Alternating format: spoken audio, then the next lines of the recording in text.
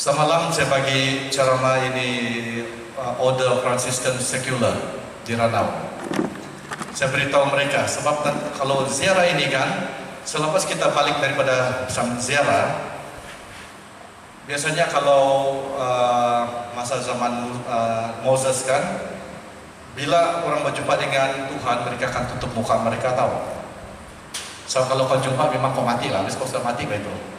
Tapi bila kau balik dari macam ziarah itu kan, kau akan bercahaya. Orang nampak, orang dengar jenah, oh dari Bethlehem, Jerusalem, orang nampak cahaya. Macam Ibu Sophia tadi, wah apa bercahaya, dia bilang. Habis saya baru pakai toslet segini-gini. Tidak apa, maksud saya bercahaya, maksudnya kau nampak itu dia punya aura. Saya selalu tuh pergi apa itu? Aura. Ya. Jadi selepas itu kan, bila sebenarnya saya dah sedia ada sesuatu tapi saya tercela bawa saya punya pen drive. Tapi saya akan kongsikan saja ini pengalaman dan saya mau kita renungkan tentang kita semua mau bila pergi ziarah kita mau cari wajah Kristus. Kita pikir bahwa bila kita sampai di Holy Land itu kita mau nampak muka Yesus yang original di sana, apa yang baik di sana. Tidak. Kita benarkan dengan niat kita itu kan kita benarkan Tuhan, saya benarkan saya melihat wajahmu dalam setiap pribadi yang mengikuti itu ziarah. Sebab di sanalah kamu sadar bahwa mereka juga sebagai malaikat kamu. Dan kamu melihat wajah Tuhan di sana berkarya apabila berjalan bersama-sama. Sebab dalam perjalanan itu kamu mengenali di antara satu dengan yang lain walaupun kamu tidak pernah berjumpa. Kamu akan mengatakan terima kasih karena dalam perjalanan itu saya menemui teman baru dan kau adalah sebagai malaikat saya. Dan saya dapat melihat bahwa wajah Kristus berkarya. Wajah Kristus itu saya lihat dalam diri kau sebab kau memancarkan kebaikan, memancarkan senyuman kau, memancarkan cinta kasih kau. Sebab dalam ziarah itu kita boleh pentingkan diri sendiri tahu. Mata kau mau pedulinya. Kalau ada lagi orang tua yang ikut, yang kena gaut, yang jalan pun susah, kita bilang bikin samak saja. Kenapa lah diikuti ini? Kenapa itu agent ini di Seven bawa? Paus kita semua yang muda-muda masih ada potongan, kenapa dia bawa satu yang kudung atau misalnya. Jadi kita menjadi banyak itu apa kita panggil pentingkan diri sendiri. Sebab itu dalam ziarah banyak perkara akan berlaku. Banyak perkara. Sebab itu yang paling penting kan itu niat kamu. Kenapa kamu pergi ziarah? Dan banyak orang pergi ziarah supaya saya sembuh, supaya saya baik dari penyakit saya, supaya saya dapat kerja yang bagus, supaya saya dapat pasangan yang bagus, dan semua itu. Contoh niat-niat semua. Tetapi kita lupa yang satu benda. Itu niat memang bagus. Kamu datang karena mau disembuhkan, mau supaya dapat kebahagiaan. Tapi jarang kamu minta supaya iman saya teguh dan iman saya lebih dalam. Itu yang kita pentingkan. Kita mau supaya kita minta supaya iman kita teguh dan iman kita tidak akan goncang. Ada satu tempat di Ranau. Saya buat 5 tempat ziarah di sana. Ada satu tempat yang tidak jauh daripada Ranau di Kokop, saya panggil Saint Bed Kokop. Ada sebuah batu groto dan salib di sana. Dan di sini adalah tempat kami itu kudadu. Kamu tahu kudadu kah? Itu mangga-mangga atau dalam bahasa Tembunan penlok. Kamu tahu penlok? Nah, jadi waktu ziarah itu penutupan Bunda Maria di sana Ranau, ini ada satu di Puan Sri sama anak-anak dia datang. Tadi saya bawa dia pergi di sana tuh tempat. Dan hanya di sana saja saya buat tempat di mana kau bawa itu padlock, kau silakan sana, kemudian kau buang untuk kuncinya. Dan kau punya niat, kau berdoa dari groto, dan kau silakan untuk padlock. Jadi kau buang itu dia punya kunci, supaya kau tidak pergi cari. Jadi saya tanya itu Puan Sri saya bilang, apalah kau punya niat waktu kau letakkan itu Kudado itu pedlok. Kau tahu dia bilang saya punya niat agar dalam keturunan saya tidak ada satu orang pun anak saya cucu saya kawin muslim. Jadi serahkan sana dia punya niat. Jadi dia pergi ziarah tempat yang kecil yang saya buat di Ranau itu yang kau beli nampak seluruh macam ini kawasan dia kan. Dan itu dia punya niat supaya dia punya keturunan tidak ada yang masuk muslim. Jadi saya bilang itu yang paling bagus kamu ada niat. Jadi dia kasih lakat itu. Tapi kalau ada orang pergi buka, ada yang masuk. Itu sebagai simbolik saja. Jadi sebab itulah bilang mau pergi ziarah kan kamu mesti ada itu niat dan iman kamu harus diperdalamkan. Dan selepas grup dari Miri kami dulu pergi kan beberapa bulan yang lalu tiba-tiba bila turun Cina beberapa bulan tahun lalu bulan 11 ke bulan 12 ya.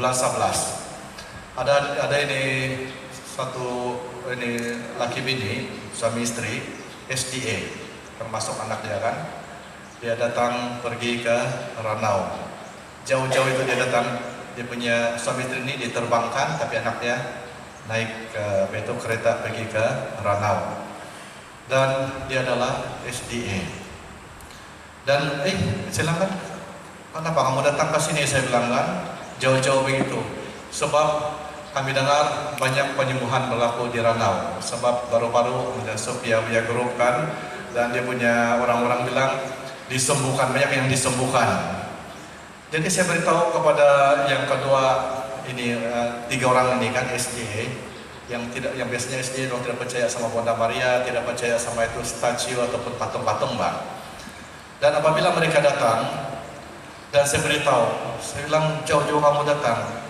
kalau kamu selalu saya katakan, bila kamu datang ke sini saya bilang kan, kalau kamu mau cari mukjizat, if you are looking for miracle, saya bilang kan, sorry, no miracle, tidak ada mukjizat di sini. Tapi kamulah mukjizat dia, sebab bukan semua orang boleh sampai di sini, saya bilang. Dan kamu adalah mukjizat dia sebab kamu sampai di sini. Sebab bukan senang untuk datang di sini. Biar kau ada masa, biar kau ada uang, biar kau ada kendaraan. Kalau Tuhan tidak panggil kau sini, kau tidak akan sampai di sini.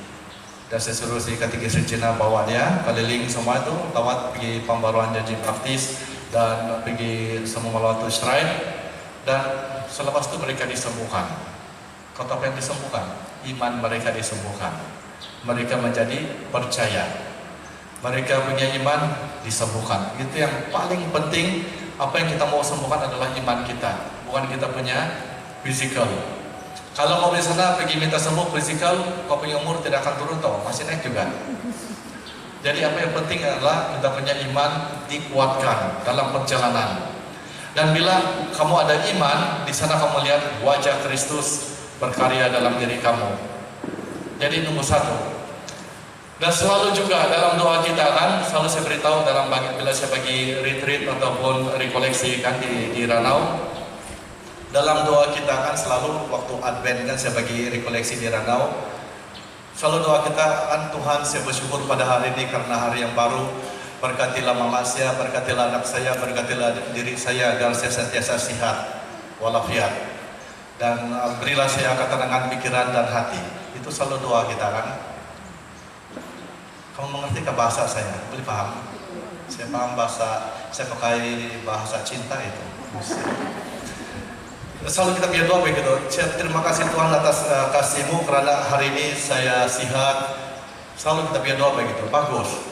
Tetapi kamu tidak pernah terpikirkan satu doa yang selalu saya katakan di waktu Advent rekoleksi di Ranau. Tuhan tinggallah bersama kami.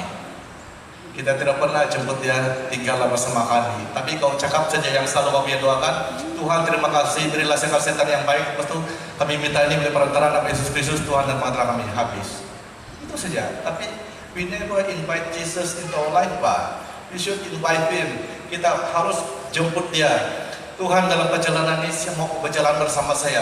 Saya mau berjalan bukan saja di sini, tetapi sampai saya balik pun kau masih berjalan bersama saya dan tinggal bersama kami. Jemput dia tinggal. Kalau di Eropa, di Amerika, bila makan kan macam begini, ada satu bangku kosong, kursi kosong.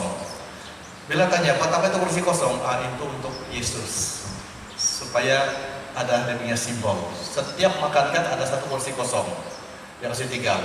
tidak boleh orang duduk. Sebab itu mereka panggil supaya Yesus tinggal bersama dengan mereka. Dan itulah kalau ziarah bukan saja kita minta penyembuhan di sana sini. Penyembuhan yang selalu berlaku yang kita lupa adalah dalam misa kudus. Every mass is a healing mass. Tidak payah organize bilang oke, kita pergi sekretariat, kita pergi Bintulu sebab sana ada misa penyembuhan. Semua saya bilang every mass is a healing mass. Setiap misa adalah misa penyembuhan. Dan kalau kamu pergi, misalnya kan pergi Magdala, itu tempat yang baru dijumpai itu kan, di Tanah Suci sana, ada satu lukisan yang saya paling suka itu adalah, itu saya punya favorite lukisan adalah tentang bagaimana orang yang ada penyakit pendarahan, Popius Homorecha, ada penyakit pendarahan, dia sudah jumpa macam-macam bomo, berobat sana sini, tetapi dia punya penyakit makin lama makin teruk, sampai dia dengar bahwa Yesus akan berjalan, akan melipas di sana. Sebab waktu itu Yesus pergi ke rumah Jairus, anaknya sedang sakit tenat, sakit yang membawa kepada kematian. Dan waktu dalam perjalanan itu pergi ke rumah Jairus, perempuan yang ada penyakit pendarahan ini kan, dia katakan, dia bilang, jika saya dapat memegang jubah Yesus yang ujung-ujung, dia bilang sana, saya pasti disembuhkan. Jadi masa dia jalan itu, dan begitu ramai orang di sana macam di tamu-tamu itu kan di market, dan tiba-tiba Yesus berhenti. Siapa yang menjamah aku? Murid-murid Yesus katakan, oh gila, dia bilang, begitu banyak orang impit-impit, siapa yang menjamah aku? Tapi Yesus bilang, tidak. Saya rasa ada kuasa keluar dalam badan saya, dia bilang, dalam tubuh saya ada kuasa yang keluar. Tiba-tiba itu perempuan yang ada penyakit 12 tahun pendarahan itu kan, dia bilang, Tuhan, dia bilang, saya yang menjamah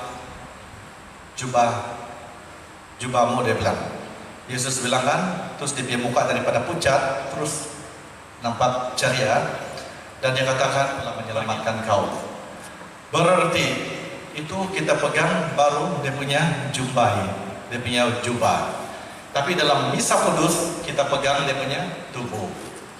Direct contact with the skin, tubuh dia. That means we are more healing, bah. Kita lebih disembuhkan.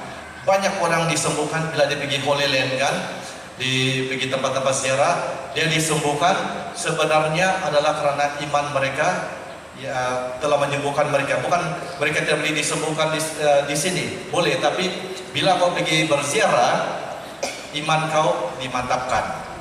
Sebab kau pergi tempat itu sendiri dan kau melihat itu tempat sendiri dan kau rasa itu tempat sendiri, dan iman kau terus bertambah, dan kau akan bila kau pegang itu tubuh Kristus, maka dia akan menyembuhkan kamu.